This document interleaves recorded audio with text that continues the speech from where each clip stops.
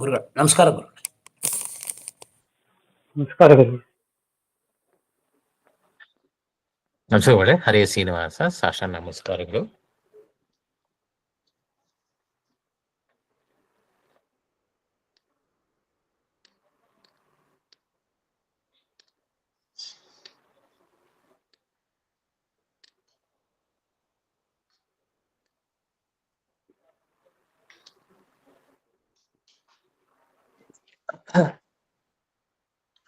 ಸುಮತಿಭಿರನುಮೇಜಂ ಶುಭ್ರಕಾಜಂ ಸಖಾಜಂ ಸುಖಮಜಮನಪಾಜಂ ಮುಕ್ತ್ಯುಪಾಜಂ ವಿಮಾಜಂ ನೃಹಜಮಹಮಮೇಜಂ ಝೇಜಮನ್ನಾಜಗೇಯಂ ಸದಜಮಸದಜೇಜಂ ಶ್ರೀಸಹಾಜಂ ಭಜೇಜಂ ತಪಸ್ವಾಧ್ಯಾಯ ಶುಶ್ರೂಷಾ ಕೃಷ್ಣಪೂಜಾರತಂ ಮುನಿಂ ವಿಶ್ವೇಶಮಿಷ್ಟದಂ ವಂದೇ ಪರಿಮ್ರಾಟ್ ಚಕ್ರವರ್ತಿನಂ. ಶ್ರೀ ಗುರುಭ್ಯೋ ನಮಃ. ಹರಿ ಓಂ. ಶ್ರಿಯಃ ಪತ್ಯೇ ನಿತ್ಯಾ ಗಣಿತ ಗುಣಮಾಣಿಕ್ಯ ವಿಶದ ಪ್ರಭಾ ಜಾಲೋಲ್ಲಾಸೋಪಹತ ಸಕಲಾವತ್ಯ ತಮಸೆ ಜಗತ್ ಜನ್ಮಸ್ಥೇಮ ಪ್ರಳಯ ರಚನಾಶೀಲ ವಪುಷೆ ನಮೋ ಶೇಷಾಂನಾಯ ಸ್ಮೃತಿ ಹೃದಯ ದೀಪ್ತಾಯ ಹರಜೆ ಯೇನ ಪ್ರಾದುರಭಾವಿ ಭೂಮಿ ವಲಜೆ ವಿಸ್ತಾರಿಗೋ ಸಂತತಿಃ ಪ್ರಾಬೋಧಿಶ್ರುತಿ ಪಂಕಜಂ ಕರುಣಯಾ ಪ್ರಾಕಾಶಿತತ್ವಂ ಪರಂ ಧ್ವಾಂತಂ ಧ್ವಂ ಸಮನಾದಿ ಸಾಧು ನಿಕರಶ್ಚಾಕಾರಿ ಸನ್ಮಾರ್ಗಗಃ ತೇನ ವ್ಯಾಸ ದಿವಾಕರೇಣ ಸತತಂ ಮಾತ್ಯಾಜಿ ಮೇ ಮಾನಸಂ ವ್ಯಾಪ್ತಿರ್ಯಸ್ಯ ನಿಜೇ ನಿಜೇ ನಮಃ ಸಾ ಪಕ್ಷೇ ಸಪಕ್ಷೇ ಸ್ಥಿತಿಃ ವ್ಯಾವೃತ್ತಿಶ್ಚ ವಿಪಕ್ಷತೋಥ ವಿಷಯೇ ಸಕ್ತಿರ್ನ ವೈಬಾಧಿತೆ ನೈವಾಸ್ತಿ ಪ್ರತಿಪಕ್ಷಜುಕ್ತಿರತುಲಂ ಶುದ್ಧಂ ಪ್ರಮಾಣಂ ಸಮೆ ಭೂಯಾತ್ ತತ್ವವಿನಿರ್ಣಯಾಯ ಭಗವಾನ್ ಆನಂದತೀರ್ಥೋ ಮುನಿಃ ಭವತಿ ಯದನುಭಾವಾತ್ಯೇಡಮೂಕೋऽಪಿ ವಾಗ್ಮಿ ಜಡಮತಿರಪಿ ಜಂತುರ್ಜಾಯತೆ ಪ್ರಾಜ್ಞಮೌಲಿಃ सकलवचनचेतो देवता भारती सा मम वचसि निधत्तां सन्निधिं मानसे च रमानिवासोचितवासभूमिः सन्न्यायरत्नावलिजन्मभूमिः वैराग्यभाग्यो मम पद्मनाभतीर्थामृताब्धिर्भवताद्विभूत्यै पदवाक्यप्रमाणग्धान् प्रतिवादिमदच्छिदः श्रीमदक्षोभ्यतीर्थाख्यान् उपतिष्ठे गुरून् मम श्रीमदानन्दतीर्थार्य सन्मनस्सरसि भुवि अनुव्याख्याननलिने चञ्चरीकतिमे मनः न शब्दाब्धौ गाढाः न च निगमचर्चासु चतुराः न च न्याये प्रौढाः न च विदितवेद्यापि वयं परं श्रीमत्पूर्णप्रमतिगुरुकारुण्यसरणिं प्रपन्नामान्यास्मः किमपि च वदन्तोऽपि महताम् ॐ नारायणं निखिलपूर्णगुणैकदेहं निर्दोषमाप्यतममप्यखिलैः सुवाक्यैः अस्योद्भवादिदमशेषविशेषतोऽपि वन्द्यं सदा प्रियतमं मम सन्नमामि कुपिता हि प्रणच्छाया समीकृत्या परं सुखं सेवन्ते यत्पदं धीरास्तं भजे वल्लभं श्रियः. ಈ ಹಿಂದೆ ಈ ಅಧಿಕರಣ ಸಮಾನಾಧಿಕರಣವನ್ನ ನೋಡ್ತಾ ಇದ್ವಿ. ಸಮಾನಾಧಿಕರಣದಲ್ಲಿ ವಿಷಯಗಳು ಬಂತು. ಬ್ರಹ್ಮದೇವರು ಮತ್ತೆ ಸರಸ್ವತೀ ದೇವಿ ಸಮಾನವಾದ ಉಪಾಸನೆಯನ್ನ ಮಾಡ್ತಾರೆ. ಭಗವಂತನ ಎಲ್ಲ ಗುಣವನ್ನು ಉಪಾಸನೆ ಮಾಡೋದು ಇಬ್ರು ಸಮಾನವಾಗಿ ಮಾಡ್ತಾರೆ. ಸಮಾನವಾಗಿ ಉಪಾಸನೆಯನ್ನ ಮಾಡ್ತಾರೆ ಅಂತ ಆದ್ಮೇಲೆ ಸರಸ್ವತಿಗಿಂತ ಜಾಸ್ತಿ ಆನಂದ ಮೋಕ್ಷದಲ್ಲಿ ಬ್ರಹ್ಮದೇವರಿಗೆ ಯಾಕೆ ಬಂತು? ಅದು ಹೇಗ್ ಸಾಧ್ಯ? ಯಾಕೆ ಧ್ಯಾನ ಮಾಡೋದು ಒಂದೇ ತರ ಅಂತ ಆದ್ಮೇಲೆ ಅದಕ್ಕೆ ತಕ್ಕ ಹಾಗೆ ಫಲನೂ ಕೂಡ ಸಮಾನವಾಗೇ ಸಿಗ್ಬೇಕಲ್ವಾ ಅಂತ ಒಂದು ಪ್ರಶ್ನೆಯನ್ನು ಮಾಡಿದ್ರು. ಅದಕ್ಕೆ ಉತ್ತರ ಏನು ಕೊಟ್ರು ಅಂತ ಈಗ ಗುರುವರ್ಥ ದೀಪಿಕಾದಲ್ಲಿ ಆ ಮಾತುಗಳನ್ನು ಉಲ್ಲೇಖಿಸ್ತಾ ಹೋಗ್ತಾರೆ.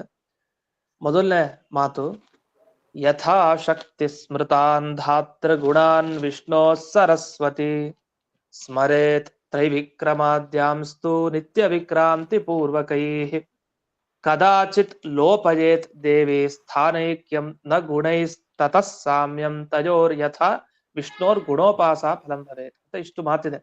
ಈ ಮಾತುಗಳಿಗೆ ಅಭಿಪ್ರಾಯ ಇಷ್ಟು: ಸರಸ್ವತಿ ದೇವಿ ತನ್ನ ಶಕ್ತಿ ಎಷ್ಟಿದೆಯೋ ಅಷ್ಟು ಉಪಾಸನೆಯನ್ನು ಮಾಡ್ತಾಳೆ. ವಸ್ತುತಃ ಎಲ್ಲಿ ಸಾಮ್ಯ ಹೇಳಿದ್ದಾರೆ ಅಂದ್ರೆ ಬ್ರಹ್ಮದೇವರಿಗೂ ಮತ್ತೆ ಸರಸ್ವತಿ ದೇವಿಗೂ ಸಾಮಾನ್ಯವಾಗಿ ದೇವರ ಎಲ್ಲಾ ಕ್ರಿಯೆಗಳನ್ನ ಉಪಾಸನೆ ಮಾಡ್ತಾನೆ. ಅವನು ಏನೇನ್ ಕೆಲಸ ಮಾಡ್ತಾನೆ, ಅವನು ಓಡಾಡ್ತಾನೆ, ಮಲಗ್ತಾನೆ, ಇದು ಸಾಮಾನ್ಯವಾಗಿ ಉದಾಹರಣೆ ಮಾಡಿದ್ದು. ಆದ್ರೆ ದೇವರ ಕ್ರಿಯೆಗಳು ತುಂಬಾ ಇದೆ. ಅವನು ಮಾಡೋ ಸೃಷ್ಟಿ ಕ್ರಿಯೆ, ಸಂಹಾರ ಕ್ರಿಯೆ, ಅವನು ಮಾಡುವಂತಹ ಪಾಲನ ಕ್ರಿಯೆ, ಇದನ್ನೆಲ್ಲ ಯೋಚಿಸೋದು ತುಂಬಾ ಕಷ್ಟ. ಅವನು ಹೇಗ್ ಸೃಷ್ಟಿ ಮಾಡ್ತಾನೆ ಅಂತ ಆ ಚತುರ್ಮುಖ ಬ್ರಹ್ಮದೇವರು, ಆ ಸರಸ್ವತಿ ದೇವಿನೇ ಚಿಂತಿಸ್ಲಿಕ್ಕೆ ಸಾಧ್ಯ. ಅಂಥ ಯೋಗ್ಯತೆ ಇರೋರು. ಅಷ್ಟು ವಿಚಿತ್ರವಾದ ಸೃಷ್ಟಿ ಪರಮಾತ್ಮನದು. ಹಾಗೆ ಸಂಹಾರ ಮಾಡೋದು ಕೂಡ ವಿಚಿತ್ರವಾದ ರೀತಿಯಲ್ಲಿ, ಪಾಲನೆನೂ ಕೂಡ ಅಷ್ಟೇ. ಒಬ್ಬೊಬ್ಬರಿಗೆ ಒಂದೊಂದ್ ರೀತಿ ಅನುಗ್ರಹ ಮಾಡಿ ರಕ್ಷಣೆ ಮಾಡ್ತಾನೆ.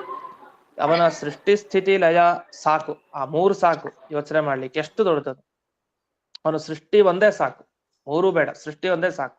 ಹೀಗೆ ಭಗವಂತನ ಒಂದೊಂದು ಕ್ರಿಯೆಗಳನ್ನ ವಿಶೇಷವಾಗಿ ಉಪಾಸನೆ ಮಾಡುದಂದ್ರೆ ಬಹಳ ಕಷ್ಟ. ಅದ್ರಲ್ಲಿ ಆ ಕ್ರಿಯೆಗಳನ್ನೆಲ್ಲ ಮರೆತು ಬಿಟ್ರು. ಈಗ ಯಾವ್ದು ಬೇಕೀಗ? ತ್ರೈವಿಕ್ರಮಾತ್ಯಾಂ, ತ್ರಿವಿಕ್ರಮತ್ವ, ನಿತ್ಯ ವಿಕ್ರಾಂತಿ, ಅಂದ್ರೆ ಪೂರ್ಣ ಜಗತ್ತನ್ನ ವ್ಯಾಪಿಸಿಕೊಂಡಿರುವಂತಹ ರೂಪ ತ್ರಿವಿಕ್ರಮ ರೂಪ. ಆಗ ನಿತ್ಯ ವಿಕ್ರಾಂತಿ ಅಂತ ಕರೀತಾರೆ. ನಿತ್ಯ ವಿಕ್ರಾಂತಿ ಅಂದ್ರೆ ಪ್ರತಿನಿತ್ಯ ಭಗವಂತನ ಆ ಹೆಜ್ಜೆ ಅಷ್ಟನ್ನು ವ್ಯಾಪಿಸ್ಕೊಂಡು ಹಾಗೇ ಇದೆ ಪ್ರತಿನಿತ್ಯವೂ ಕೂಡ. ಇದನ್ನ ಚಿಂತಿಸ್ಬೇಕಂತೆ. ಇದನ್ನ ಚಿಂತಿಸೋದಂದ್ರೆ ಬಹಳ ಕಷ್ಟ. ಈಗ ವಿರಾಟ್ ರೂಪದ ಚಿಂತನೆ ತರ ಆಯ್ತು. ವಿರಾಟ್ ರೂಪದ ಪರಮಾತ್ಮನ ಈ ಅವಯವ, ಅವನ ಕಾಲ್ ಯಾವುದು, ಕೈ ಯಾವುದು, ನಾಭಿ ಯಾವುದು ಅಂತೆಲ್ಲ ವಿಚಾರ ಮಾಡ್ತಾ ಹೋದ್ರೆ ನಮಗದು ಕಲ್ಪನೆಗೆ ಬರಲ್ಲ. ಯಾಕಂದ್ರೆ ಅಂಥ ರೂಪದ ಉಪಾಸನೆ ಬಹಳ ಕಷ್ಟ. ಯಾಕಂದ್ರೆ ಆ ರೂಪವನ್ನು ನೋಡ್ಬೇಕು ಅಂದ್ರೆ ನಾವೆಲ್ಲಿದ್ದೀವಿ? ನಾವು ಆ ಭಗವಂತನಿಗಿಂತ ಹೊರಗಿದ್ವಿ ಅಂದ್ರೆ ಆಗ ಹೊರಗಿಂದ ನೋಡ್ಬೋದು ವಿರಾಟ್ ರೂಪನ. ಆದ್ರೆ ನಾವು ವಿರಾಟ್ ರೂಪದ ಒಳಗಡೆನೆ ಸೇರ್ಕೊಂಡ್ಬಿಟ್ಟಿದೀವಿ ಈ ಭೂಮಿಯಲ್ಲಿ. ಅಂಥ ನಾವು ಭಗವಂತನ ದರ್ಶನ ಮಾಡೋದು ಹೇಗೆ? ಅಸಾಧ್ಯವಾದ ಕೆಲಸ. ಅನ್ನು ಧ್ಯಾನ ಮಾಡೋದು ತುಂಬಾ ಅಸಾಧ್ಯ. ಅದಕ್ಕೆ ವಿಷಯ ಹೀಗಿದೆ ತಿಳಿಯೋದಷ್ಟೇ. ಅದು ಬ್ರಹ್ಮದೇವರು ಹಾಗಲ್ಲ. ಅವರು ತ್ರೈವಿಕ್ರಮಾದ್ಯಾಂಸ್ತು, ತ್ರಿವಿಕ್ರಮತ್ವ, ವಿಶೇಷವಾಗಿ ಭಗವಂತನ ಆ ವ್ಯಾಪ್ತಿ ಹೇಗಿದೆ ಎಲ್ಲಾ ಕಡೆ, ಅವನ ಕಾಲಿನ ವ್ಯಾಪ್ತಿ ಹೇಗಿದೆ ಅದನ್ನ ವಿಶೇಷವಾದ ರೀತಿಯಲ್ಲಿ ಚಿಂತಿಸ್ತಾರೆ. ಇದು ಬ್ರಹ್ಮದೇವರಲ್ಲಿರೋ ಗುಣ. ಸರಸ್ವತಿ ದೇವಿಗೆ ಏನಾಗತ್ತೆ ಅಂದ್ರೆ ಕದಾಚಿತ್ ಲೋಪ, ಅದು ಯಾವಾಗ್ಲೂ ಬರಲ್ಲ ಅವ್ರಿಗೆ. ವಿಶೇಷವಾದ ಚಿಂತನೆ ಸಾಮಾನ್ಯವಾಗಿ ಮಾಡ್ಬಿಡ್ತಾರೆ ಅಷ್ಟೇ, ವಿಶೇಷವಾದ ಚಿಂತನೆ ಇಲ್ಲ. ಹಾಗಾದ್ರೆ ಯಾವಾಗ ಉಪಾಸನೆಯಲ್ಲಿ ವಿಶೇಷತೆ ಸಾಮಾನ್ಯತೆ ಅಂತ ಒಂದೆರಡು ಬಂತಲ್ಲ, ಈಗ ಇಷ್ಟು ಸಾಕು. ಅವರಿಬ್ರು ಮಾಡೋ ಧ್ಯಾನದಲ್ಲಿ ಏನೋ ಒಂದು ವ್ಯತ್ಯಾಸ ಬಂತ ಸಾಕಷ್ಟು. ಜಾಸ್ತಿ ಯಾರು ಮಾಡ್ತಾರೆ? ಬ್ರಹ್ಮದೇವರು ವಿಶೇಷವಾಗಿ. ಕಡಿಮೆ ಅದಕ್ಕಿಂತ ಹೋಲಿಸಿದಾಗ ಕಡಿಮೆ ಯಾರ್ದು ಅಂತ ಸರಸ್ವತಿ ದೇವಿ. ಹಾಗಾಗಿ ಸರಸ್ವತಿ ದೇವಿಗಿಂತ ಜಾಸ್ತಿ ಆನಂದವನ್ನ ಬ್ರಹ್ಮದೇವರು ಮೋಕ್ಷ ಕಾಲದಲ್ಲಿ ಪಡಿತಾರೆ ಅಂತ ಅರ್ಥ. ಇತಿ ಆತ್ಮವಚನಾತ್ ದೇವ್ಯಾಹ ಯಥಾಶಕ್ತಿ ಕ್ರಿಯಾ ಸಾಮಾನ್ಯತಃ ಕ್ರಿಯಾ ಉಪಸಂಹಾರಾಖ್ಯ ಕ್ರಿಯಾ ಏವ ಅಸ್ತಿ ಅಂತ ಇಲ್ಲಿ ಆತ್ಮವಚನ ಅಂತ ಕೊಟ್ಟಿದ್ದಾರೆ. ಇದು ಗುರುವರ್ಥ ದೀಪಿಕಾದಲ್ಲಿ ಈ ಆತ್ಮವಚನ ಅನ್ನೋದಕ್ಕೆ ಕೆಲವು ಸಲ ಇದು ಆತ್ಮ ಅಂದ್ರೆ ಪರಮಾತ್ಮ ಅಂತ ಅರ್ಥ, ಹೀಗೆ ದೇವರೇ ಹೇಳಿದಾನೆ ಆದ್ರಿಂದ ಅಂತ ಅರ್ಥ ಮಾಡ್ಕೊಳ್ತೀವಿ. ಅದು ಒಂದ್ ರೀತಿಯಲ್ಲಿ ಗಮನಿಸಿದಾಗ ಏನ್ ತಪ್ಪನ್ಸಲ್ಲ. ಆದ್ರೆ ವಸ್ತುತಃ ಆತ್ಮವಚನ ಅಂತ ಗುರುವರ್ಥ ದೀಪಿಕಾದಲ್ಲಿ ಬಂದಿರೋದು ಆತ್ಮ ಅಂದ್ರೆ ಅಧ್ಯಾತ್ಮ ಅನ್ನೋ ಗ್ರಂಥ, ಅಧ್ಯಾತ್ಮ ಗ್ರಂಥದ ಮಾತು ಹೀಗಿದೆ ಅಂತ. ಇದು ಹೇಗ್ ಗೊತ್ತಾಗತ್ತೆ? ನಮಗೆ ನ್ಯಾಯ ವಿವರಣ ಗ್ರಂಥ ನೋಡ್ಬೇಕು. ಮಧ್ವಾಚಾರ್ಯರ ನ್ಯಾಯ ವಿವರಣ ಗ್ರಂಥವನ್ನು ನೋಡಿದಾಗ ಅಲ್ಲಿ ಇದೇ ಶ್ಲೋಕಗಳನ್ನ ಕೊಟ್ಟು ಇತಿ ಅಧ್ಯಾತ್ಮ ವಚನಾತ್ ಅಂತ ಅಲ್ಲಿ ಬಿಡಿಸಿದ್ದಾರೆ. ಅದನ್ನೇ ಇಲ್ಲಿ ಗುರುವರ್ಥ ದೀಪಿಕಾದಲ್ಲಿ ಹಾಕಿ ವಿವರಣೆ ಮಾಡಿದ್ದಾರೆ ವಾದಿರಾಜರು. ಅಂತೂ ಈ ಅಧ್ಯಾತ್ಮ ವಚನದ ಮಾತಿನಿಂದ ನಮ್ಗೇನ್ ಗೊತ್ತಾಯ್ತು ಅಂದ್ರೆ, ಕೆಲವೊಮ್ಮೆ ಸ್ಮರಣೆ ಮಾಡ್ತಾಳೆ, ಯಾವಾಗಲೂ ಧ್ಯಾನವನ್ನ ಮಾಡಲ್ಲ ಸರಸ್ವತಿ ದೇವಿ. ಅಷ್ಟೇ ಅಲ್ಲ, ಇನ್ನೊಂದು ವ್ಯತ್ಯಾಸವನ್ನು ತಿಳಿಸ್ತಾರೆ. ಬ್ರಹ್ಮದೇವರಿಗೂ ಸರಸ್ವತಿ ದೇವಿಗೂ ಒಂದು ವ್ಯತ್ಯಾಸ ಏನು? ಬ್ರಹ್ಮದೇವರಿಗೆ ಎರಡಿದೆ, ಜ್ಞಾನನೂ ಇದೆ, ವಿಜ್ಞಾನನೂ ಇದೆ. ಜ್ಞಾನ ವಿಜ್ಞಾನ ಸದ್ಭಾವ ಅಂತ ಹೇಳ್ತಾರೆ. ಬ್ರಹ್ಮದೇವರಿಗೆ ಜ್ಞಾನವೂ ಇದೆ, ವಿಜ್ಞಾನವೂ ಇದೆ. ವಿಶೇಷವಾಗಿ ಕ್ರಿಯೆಗಳ ಉಪಸಂಹಾರನೂ ಮಾಡ್ತಾರೆ. ಆಗ್ಲೇ ನಾನು ತಿಳಿಸಿದಂತೆ ಉಪಸಂಹಾರ ಅನ್ನೋ ಶಬ್ದ ಬಹಳ ಮುಖ್ಯ ಈ ಧ್ಯಾನ ಮಾಡುವಂತ ಪ್ರಕ್ರಿಯೆಯಲ್ಲಿ. ಉಪಸಂಹಾರ ಅಂದ್ರೆ ಏಕತ್ರ ಬುದ್ಧೌ ಸಂಗ್ರಹ, ಅನೇಕ ಭಗವಂತನ ಗುಣಗಳನ್ನ ಒಟ್ಟಿಗೆ ಬುದ್ಧಿಯಲ್ಲಿ ಚಿಂತಿಸಿ ಧ್ಯಾನವನ್ನ ಮಾಡೋದು. ಈ ರೀತಿ ಇದನ್ನ ಉಪಸಂಹಾರ ಅಂತ ಕರೀತಾರೆ. ಇಂಥ ಗುಣ ಯಾವ್ದು ಅಂದ್ರೆ ಅದು ವಿಶೇಷವಾದ ಗುಣಗಳು, ವಿಶೇಷವಾದ ಕ್ರಿಯೆ, ವಿಶೇಷ ರೀತಿಯಲ್ಲಿ.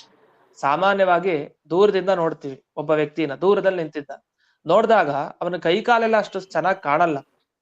ಅವನ್ ದೂರದಲ್ಲಿದ್ದಾನೆ, ಅಸ್ಪಷ್ಟವಾಗಿ ಕಂಡ.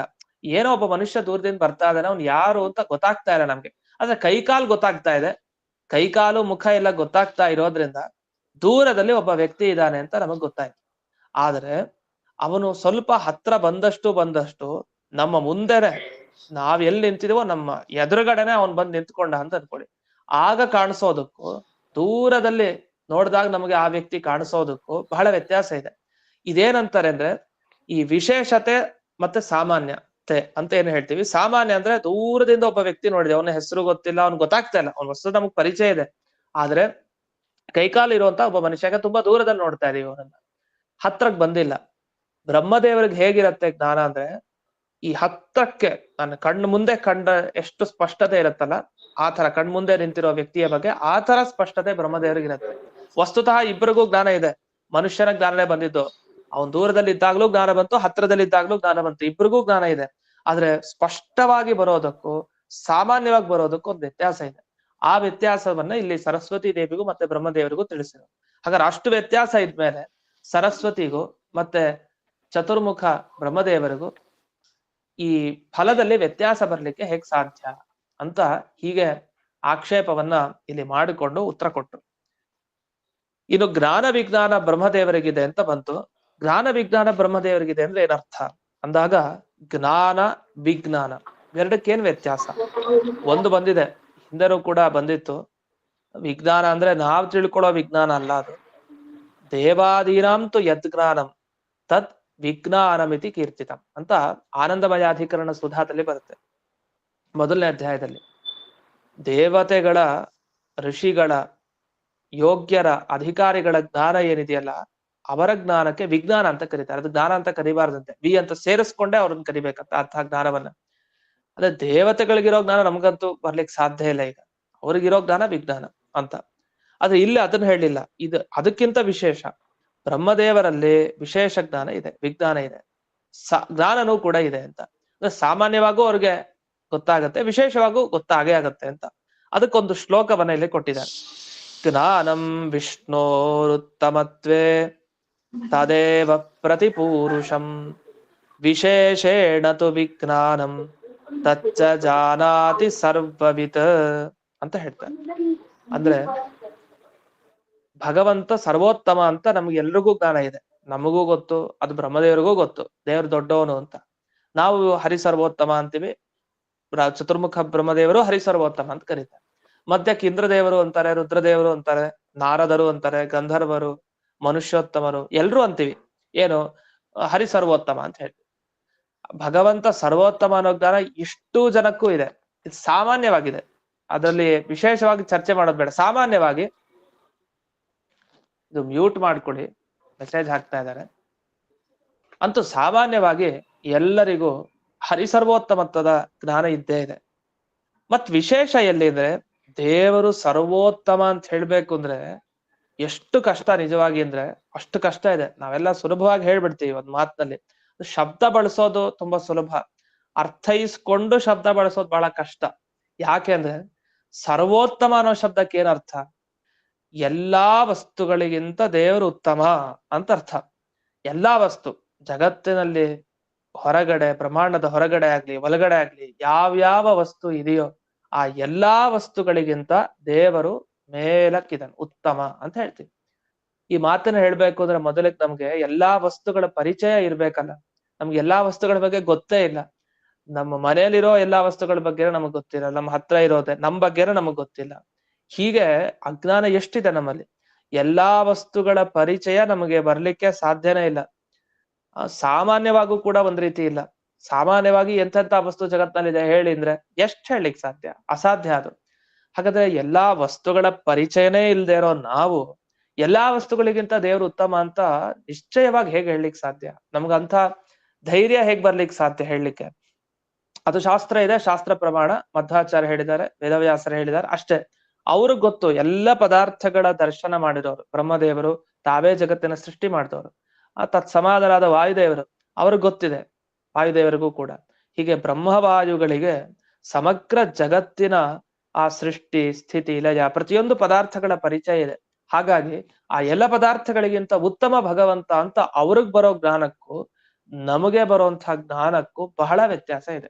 ಈ ವ್ಯತ್ಯಾಸ ಇದು ಸರಸ್ವತಿ ದೇವಿಗೂ ಬ್ರಹ್ಮದೇವರಿಗೂ ಇದೆ. ಅದು ಎಲ್ಲಾ ಕಡೆ ಅಲ್ಲ, ಕೆಲವು ವಿಷಯದಲ್ಲಿ ಸರಸ್ವತಿ ದೇವಿಗೆ ಯಾವ ರೀತಿಯ ಅಸ್ಪಷ್ಟತೆ ಇರುತ್ತೆ, ಆ ರೀತಿ ಅಸ್ಪಷ್ಟತೆ ಬ್ರಹ್ಮದೇವರಿಗಿರಲ್ಲ. ಬಹಳ ಅದರಲ್ಲಿ ಸ್ಪಷ್ಟತೆ ಇರುತ್ತೆ. ವಸ್ತುತಃ ಅಸ್ಪಷ್ಟತೆ ಅಂತಂದ್ರೆ ನಮಗಿರುವಂತ ಅಸ್ಪಷ್ಟತೆ ಸರಸ್ವತಿ ದೇವಿಗಲ್ಲ. ಅಷ್ಟು ಸ್ಪಷ್ಟತೆ ಇದ್ರೂ ಚತುರ್ಮುಖ ಬ್ರಹ್ಮದೇವರು ನೋಡಿದಾಗ ಸ್ವಲ್ಪ ಕಡಿಮೆ ಅಂತ ಗೊತ್ತಾಗತ್ತೆ. ಆ ಕಡಿಮೆ ಅನ್ನೋದು ಅವ್ರು ನೋಡಿದಾಗ ಗೊತ್ತಾಗತ್ತೆ. ಬುದ್ಧಿವಂತರೆ, 10 ಜನ ಬುದ್ಧಿವಂತರೆ, ಚೆನ್ನಾಗಿ ಓದ್ದವ್ರೆ, ಆದ್ರೂ ತುಂಬಾ ಬುದ್ಧಿವಂತ ಇರೋರ್ ನೋಡಿದಾಗ ಸ್ವಲ್ಪ ಎಲ್ಲೋ ಕಡಿಮೆ ಅಂತ ಗೊತ್ತಾಗತ್ತೆ. ಆ ತರ ಇದು. ಅದರಿಂದ ಯೋಗ್ಯತೆ ಇರೋರೆ, ಯೋಗ್ಯತೆ ಇದ್ರೂ ಚೂರು ಆಚೆ ಈಚೆ ತಾರತಮ್ಯ ಅನ್ನೋದು ಇದ್ದೇ ಇದೆ. ಹೀಗೆ ಈ ತಾರತಮ್ಯವನ್ನ ಗಮನಿಸ್ಕೊಂಡು ಈ ಸರಸ್ವತಿ ದೇವಿಗೂ ಮತ್ತೆ ಚತುರ್ಮುಖ ಬ್ರಹ್ಮದೇವರಿಗೂ ಉಪಾಸನೆಯಲ್ಲಿ ಒಂದು ವ್ಯತ್ಯಾಸ ಇದೆ. ಜ್ಞಾನ ವಿಜ್ಞಾನಗಳು ಚತುರ್ಮುಖ ಬ್ರಹ್ಮದೇವರಿಗಿದೆ, ಯಾಕೆಂದ್ರೆ ವಿಶೇಷವಾದ ಜ್ಞಾನ, ಸಾಮಾನ್ಯವಾದ ಜ್ಞಾನ ಎರಡೂ ಕೂಡ ಅವರಿಗೆ ಇದೆ. ಸರಸ್ವತಿ ದೇವಿಗೆ ಆಗಲ್ಲ. ಕೆಲವು ಸಲ ಲೋಪ ಆಗತ್ತೆ, ಕೆಲವು ಸಲ ವಿಶೇಷವಾಗಿ ಚಿಂತಿಸ್ತಾರೆ, ಆಗಲ್ಲ. ಹೀಗೆ ಉಪಾಸನೆಯಲ್ಲಿ ಒಂದು ವ್ಯತ್ಯಾಸ ಇರೋದ್ರಿಂದ ಫಲದಲ್ಲೂ ಕೂಡ ವ್ಯತ್ಯಾಸ ಇದೆ ಅನ್ನುವ ವಿಶೇಷವಾದ ವಿಚಾರವನ್ನ ಇಲ್ಲಿ ಹೇಳ್ತಾರೆ. ಇದನ್ನ ಇಲ್ಲಿ ಗುರುವರ್ಥ ದೀಪಿಕಾದಲ್ಲಿ ಅತಃ ವಿಷಮೋಪಾಸನ ಸದ್ಭಾವಾತ್ ಗುಣ ತಾರತಮ್ಯಂ, ಆದ್ರಿಂದ ಆನಂದದಲ್ಲಿ ತಾರತಮ್ಯ ಇದೆ, ಗುಣದಲ್ಲಿ ಒಬ್ಬರಿಗಿಂತ ಮತ್ತೊಬ್ಬರಿಗೆ ಆನಂದ ಹೆಚ್ಚು ಕಡಿಮೆ ಅನ್ನೋದು ಇದೆ. ಹೆಚ್ಚು ಕಡಿಮೆ ಇದೆ ಅನ್ನೋದನ್ನ ಇಲ್ಲಿ ವಿಷಮ ಉಪಾಸನೆ ಅಂತ ಸಾಧನೆ ಮಾಡಿದ್ರಿಂದ ಸಮೋಪಾಸನೆ ಅಲ್ಲವೇ ಅಲ್ಲ. ಯಾರಿಗೆ? ಈ ಸರಸ್ವತಿ ದೇವಿಗೆ ಮತ್ತೆ ಚತುರ್ಮುಖ ಬ್ರಹ್ಮದೇವರಿಗೆ ಸಮ ಉಪಾಸನೆ ಅಂತಿಲ್ಲ. ಇಬ್ಬರಲ್ಲೂ ವ್ಯತ್ಯಾಸ ಇದೆ ಉಪಾಸನೆಯಲ್ಲಿ. ಹಾಗಾಗಿ ಅವರವರ ಶಕ್ತಿಗೆ ಅನುಗುಣವಾಗಿ ಅವರು ಯಾವ ರೀತಿ ಉಪಾಸನೆಯನ್ನ ಮಾಡಿದಾರೋ ಆ ರೀತಿಯ ಫಲವನ್ನ ಅವರು ಪಡೆದುಕೊಂಡಿದ್ದಾರೆ. ಆದ್ರಿಂದ ಸರಸ್ವತಿ ದೇವಿಗಿಂತ ಚತುರ್ಮುಖ ಬ್ರಹ್ಮದೇವರಿಗೆ ಗುಣಗಳು ಹೆಚ್ಚು, ಆನಂದ ಹೆಚ್ಚು, ಜಾಸ್ತಿ ಇದೆ ಅನ್ನೋದು ಸರಿಯಾದದ್ದು ಅಂತ ಇಲ್ಲಿವರೆಗೆ ಗುರುವರ್ಥ ದೀಪಿಕಾದ ವಿವರಣೆಯನ್ನು ನಾವು ನೋಡಿದ್ವಿ. ಇದು ಮುಂದಕ್ಕೆ ನವಾವಿಶೇಷ ಅಂತ ಇದೊಂದು ವಿಶೇಷಾಧಿಕರಣ ಅಂತ, ಇದು ಹೊಸ ವಿಚಾರ. ಮತ್ತೆ ಈ ಹೊಸ ವಿಚಾರ ಏನು ಅಂತ ಪ್ರಸ್ತಾವ ಮಾಡಿ ಹೋಗೋಣ, ನೋಡೋಣ. ಇಲ್ಲೇನಂದ್ರೆ ವಿಶೇಷಾಧಿಕರಣದಲ್ಲಿ ಆತ್ಮ ಶಬ್ದದ ಬಗ್ಗೆ ಒಂದು ಚರ್ಚೆ ಮಾಡ್ತಾರೆ. ನೋಡಿ, ಆತ್ಮ ಶಬ್ದ ಈಗಾಗಲೇ ಎಷ್ಟೋ ಸರಿ ಬಂದ್ಬಿಟ್ಟಿದೆ.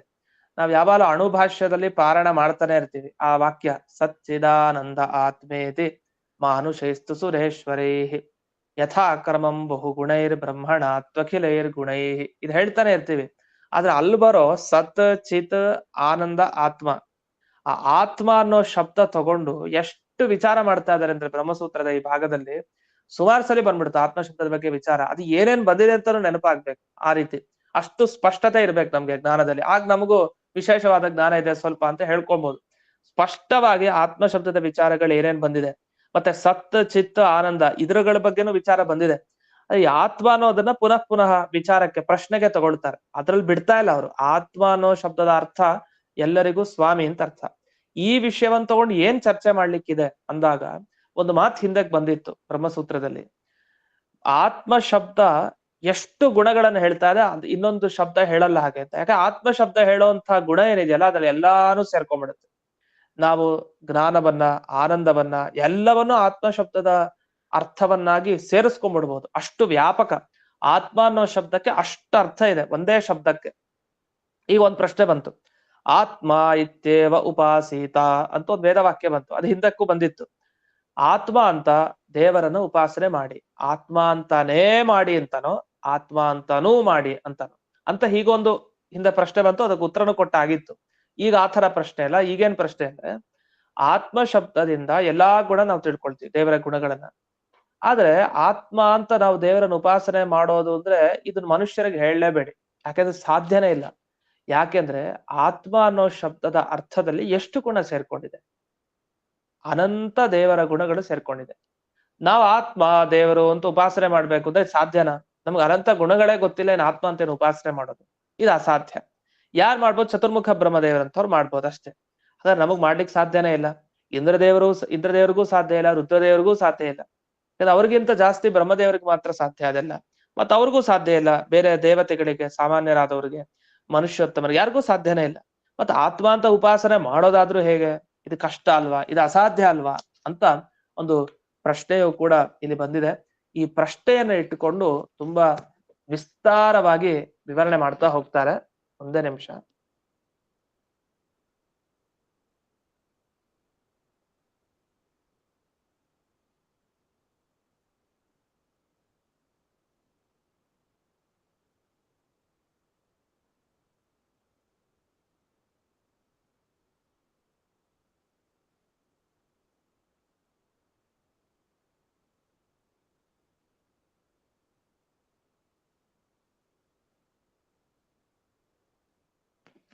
ಹೀಗೆ ಅನೇಕ ವಿಷಯಗಳನ್ನ ಮುಂದೆ ಈ ಅಧಿಕರಣದಲ್ಲಿ ಗುರುವರ್ಥ ದೀಪಿಕಾದಲ್ಲಿ ವಿವರಿಸಿದ್ದಾರೆ.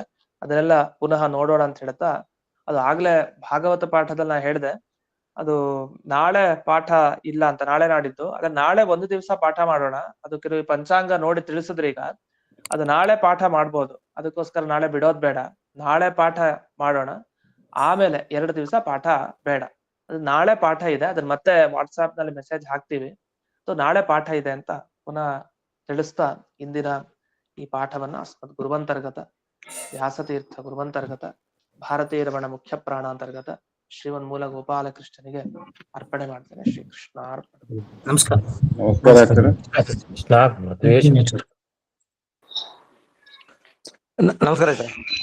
ನಮಸ್ಕಾರ ಆಚಾರ್ಯ.